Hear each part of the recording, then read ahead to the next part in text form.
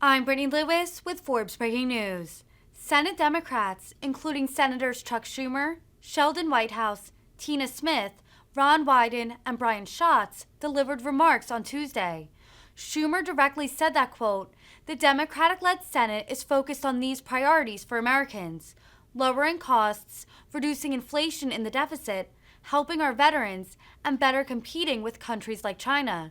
The Senate Majority Leader specifically touted the Inflation Reduction Act of 2022 and the Honoring Our PACT Act, which he said the Senate plans to pass tonight with amendments. Senate Republicans last week blocked the Honoring Our PACT Act. The bill would expand health care coverage for military veterans who were exposed to toxic substances during their service. All right. Good afternoon, everybody. First, before I get into the substance of my remarks, we expect to have an agreement on the PACT Act with amendments, start voting at 5, and I believe it will pass this evening. So that's very good news. And given that we'll get PACT Act done today, I'm very hopeful we can get NATO done tomorrow. It looks like we're coming to an agreement on amendments on that as well. Okay? Now, let's talk about today. So I'm really glad to be joined by Senators Wyden, Whitehouse, Schatz, and Smith. We've had a really good caucus conversation today, focused, of course, on the Inflation Reduction Act. There was enthusiasm. There was unity. There was just a great feeling that we would get momentous things done for America in the next week. The Democratic-led Senate is focused on these priorities for Americans: lowering costs, reducing inflation in the deficit, helping our veterans, and better competing with countries like China. Democrats are working to solve the real problems in people's lives. These are things we hear about every day from our constituents. The Inflation Reduction Act achieves 3 main goals: lowers prices for prescription drugs, lowers energy costs for average citizens, and fights climate change in the most significant way that we've ever done, and reduces the deficit and inflation while causing many good-paying jobs. So this is really a very comprehensive and historic piece of legislation. It's groundbreaking. It's things that we have looked at to try and do for a generation. And the idea that we can finally get prescription drug costs down and allow negotiation. The idea that we can close loopholes and cause wealthy individuals and corporations to pay at least a fairer share of tax. The idea that we can actually reduce inflation while doing all these things, creating good-paying jobs, and the idea that we finally will start leading the world instead of following the world in terms of reducing the amount of carbon, poison carbon, that's thrown into our atmosphere is just, it's breathtaking. And it gives Democrats really a jolt of happiness, as it will give Americans a jolt of happiness. So, we're on track to consider this groundbreaking legislation later this week. The reviews from the inflation experts and the climate experts are all saying that this bill will have a major impact in both areas. Now, this is, where's the Larry? I thought we had a Larry Summers thing. Oh, are those his quotes? No. Yes. In our caucus, we showed a video that got a lot of chuckles. It was Mitch McConnell saying, the expert on inflation is Larry Summers. The expert on inflation is Larry Summers. And then we showed what Larry Summers said about the Inflation Reduction Act, that it will lower inflation. And that's what all the experts are saying. Just about every expert who looks at it says it's going to reduce inflation. Even Maya McGuinness and the Committee for Responsible Budget has said it will reduce inflation on all fronts. So the Republican idea that this doesn't do that makes no sense. In addition, the nonpartisan group Energy Innovation has found that the Inflation Reduction Act will create millions of jobs, reduce premature deaths from air pollution, and put the U.S. on a path to roughly 40% emission reductions by 2030. That's an amazing, amazing proposal. The bill is going to make the biggest investments in clean energy ever, not only reducing emissions by 40%, but helping prevent 100,000 asthma attacks a year, because there's a focus on environmental justice. And oftentimes, the people who suffer the most from asthma are in the poorest communities and the most densely populated communities. Put simply, this legislation will save lives, create jobs, reduce costs. All these voices are saying the same thing. So, the Inflation Reduction Act is going to take meaningful steps on these issues, and Democrats will pass this bill in coming days. Senator Wyden. Thank you, Leader Schumer, and he said it very well. The finance Democrats are very proud of having birthed a real set of breakthrough policies. We're going to lift the curse on Medicare so that Medicare can negotiate and get a good deal for taxpayers and consumers. As Senator Schumer said, there's going to be a good dose of tax justice. These multi-billion-dollar corporations, in a lot of instances, are paying a lower tax rate than firefighters and nurses. And then, as we just made mention, this particularly because Senator Manchin is insistent on it, this is going to pay down debt. I'm going to concentrate on climate and the deficit very briefly, though. And the emission reductions that Senator Schumer mentioned, 40% overall, 70% in the power sector, are coming about because with these policies, we are doing what has never been done before. We are rewarding, for the first time, reducing carbon emissions. We're making sure that you're no longer legislating technology by technology. So you're going to get these exciting new technologies to market more quickly. We're focused on using clean energy tax credits, and they give you 4 times their cost. They give you the value 4 times the cost of what goes into clean energy tax credits. So this will be the greatest investment in American manufacturing in a generation.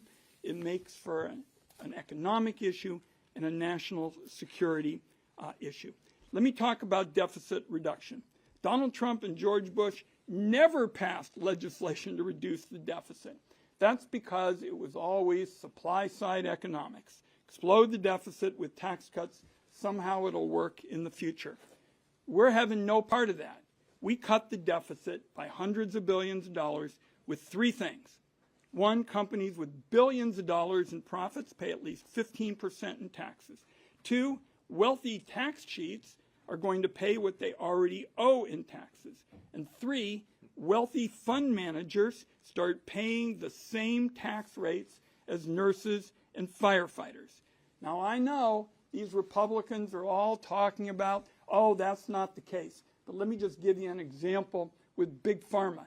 Big Pharma does its manufacturing overseas. They generate a lot of sales in the United States, and they try to park their profits in tax havens, which is why their tax rates are so low and why our bill changes that. Thank you. Good job, Ron. Sheldon. Thank you, Chuck. This has been a long and arduous process, but all is well that ends well, and this has ended well. And I want to is about to end well. And I want to thank Leader Schumer for his extraordinarily patient and resolute management of these negotiations through many, many, many months. And also, much appreciation to Ron Wyden. As you will see, a great deal of what is accomplished in this bill is Finance Committee work. And it's already been accomplished in the Finance Committee. We understand it. And Chairman Wyden's leadership has been spectacular. On the climate front, this bill will increase emissions reductions to 40% from 2005 baseline by 2030. And when it does that, it triples the rate at which America is reducing emissions. One bill triples the rate at which America is reducing emissions. It is, in fact, the first bill in America with really measurable carbon reduction effects. This, for those of us who fought in this area for a long time, is a huge momentum builder after a long period of doldrums. And I'm very happy that my methane fee and 45Q provisions play such an important role in getting these results. And I'm really happy that all of this happens with a big increase in jobs and lowered costs for American consumers. And with that, next in seniority, I think, is Brian. When Sheldon Whitehouse is happy, you can tell it's a good climate bill. I feel the need to do that because we still have some work to do this week, but this is real. This is actually happening. We are about to pass the biggest climate bill in American history. We are on the precipice of doing something historic that many thought was absolutely impossible. This meets the ambition that this planetary emergency requires. It gets us 80% of the way to our Paris target, cutting emissions 40% by 2030. It's got unprecedented investments in clean transportation, clean energy, home electrification, climate-smart agriculture, U.S. manufacturing, and environmental justice. But the focus here is emissions reductions. And at the beginning of this process, which was quite a while ago, we all agreed collectively that that was our North Star, that we were not going to fool ourselves and just turn this into a hodgepodge of environmental priorities, worthy as though they are. Many of them are my bills and everybody else's bills. But the only way to look at this is that the planet is on fire, and how do we deploy the resources that we're going to deploy to reduce emissions and to save the planet? And so this isn't just a victory for Democrats. This is a victory for the young people across the country that demanded a better future, that demanded that we took action to reverse this trend of climate change. There are people around the planet, mostly young people, on pins and needles about whether or not we're going to get this done. And so there's a lot of really smart and really committed people on this dais and lots of staffers and members of Congress and advocates in this town. But a lot of our victory, should we cross that finish line, belongs to the young people who demanded action. Excellent. Senator Smith. Thank you. As the lowest in seniority, I'm happy to go last here. This is the most significant action that we have ever taken to fight the climate emergency. It is going to lower costs for consumers. It is going to put us on the forefront of a clean energy future. And as you've heard, outside research have told us that our goal to reduce emissions is happening with this bill. 40% reduction in emissions just in the next 8 years. Lower air pollution that will save lives. These same outside experts tell us that we'll be avoiding between 3,700 and 3,900 premature deaths. These are mostly poor people and people of color who live in the places that have been most impacted by fossil fuel pollution. And we're going to create 1.4 million jobs that are prevailing wage jobs, jobs that are good for people, not only for a job, but for a career. This legislation is going to save Americans money. Rewiring America predicts that Americans will save $1,800 a year in savings for households that take advantage of the rebates to install heat pumps for heating and water heating and for electric vehicles. And this legislation is going to reduce the federal deficit, fight inflation, lower prescription drug costs, and spur domestic energy production and manufacturing. And it is fully paid for. It pays for this investment by closing loopholes so that companies that are making more than $1 billion in profits, not revenue, but profits, and that are currently paying little or nothing in taxes are going to pay at least 15%. This is about 200 companies a year that have been failing to live up to their obligations to this country. This is not small businesses. It is not families making $400,000 a year or less. It is only fair that these big corporations step up and do their fair share. We are going to pass this bill. These provisions are broadly popular with the American public, and it is notable that as far as we know, not a single Republican will join us. In fact, that they will do everything they can to stop us, and they will not be successful. So I'm proud to stand before you as one of the charter members of the Never Give Up Caucus, and we will not give up until we get this done. Great. Yes. Leader Schumer, have you spoken with Senator Sinema, and if so, has she asked for changes to this bill, or have you talked to her about changes? Look, we're in touch with Senator Sinema. We're in touch with all of the members, and we're hopeful. I'm very hopeful we're all going to stay united and pass this bill. Yes. It's one thing to stay united, it's another thing to stay healthy. Do you think you're going to have everybody? I mean, that's a serious problem. That's a serious problem. Well, for instance, much as I like the in-person caucuses, all of our meetings this week have been on Zoom, and we are so far so good. What are the terms of the deal that you've reached on the PACT Act? Can you tell us the amendments? Well, it's being hotlined now by both sides. The leadership has reached agreement. There would be 3 amendments of 60 votes each, and then passage. Yes. What are you looking for, say, in a vote in Kansas on abortion? What sort of insight is that going Well, to look, be on where the country stands on this issue? Yeah, I haven't studied the voters of Kansas. It tends to be a red state, but let me just say, a very good Democratic governor.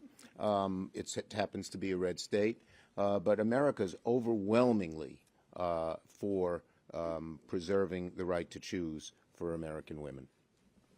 On the health question, I mean, you guys have full attendance for the first time since June this week. If one of you gets COVID, are you guys going to stick around? Is there a plan B? Are you going to? We are not talking about a plan B. We're going to stay healthy. Is the cap on insulin officially out of the reconciliation? No, we're putting it in both the cap on Medicare and the private sector cap. Both we're putting in the bill. No, you can't. You got to give. There's a nice, quieter lady right behind you. Also on the prescription drug piece, we've heard that the 95% excise tax has run into some issues. The CBO is saying basically the companies won't pay this tax. They take the drugs off the market before they do. Look, all I can tell you is I don't know the specific details there, but my staff, Senator Wyden's staff, the Budget Committee staff have been working with the parliamentarian, and we're optimistic we will get good outcomes. Okay? Yes. In regards to the CHIP Act, how soon can upstate expect to see developments at microchip sectors? Hopefully very soon. We all know we're sort of in a hurry here because the Europeans and some of the Asian companies are trying to lure American companies to go there. And so I know that Secretary Raimondo wants to get hold of the legislation and start getting these plants built quickly. And I think we're going to see some, I'm very hopeful we can see some good news in New York State very quickly. Already, Global Foundries is going to build a second plant in Malta, in Saratoga County. And they said now that the bill passed, it'll be bigger and finish quicker. Yes. Yes, well, we can't, if we don't have a time agreement, we won't be able to do it because we have to go to reconciliation. But I'm very hopeful. Each side is hotlined. The Republicans have 2 amendments. I think we can allow votes on those amendments and move quickly. We haven't come to an agreement yet, but Leader McConnell said he'd like to get, I've spoken to him, and he said he's like to get it done quickly, but obviously both sides have to hotline it. Well, we may have hotlined it already, and now we have these 2 amendments, but it's looking good. It's looking good. Yes, last one. Why was carried interest included in the deal with Senator Manchin, given Senator Sinema's opposition? Senator Manchin thought it was strong, and it has broad support in our caucus. Okay? Thank you, everybody.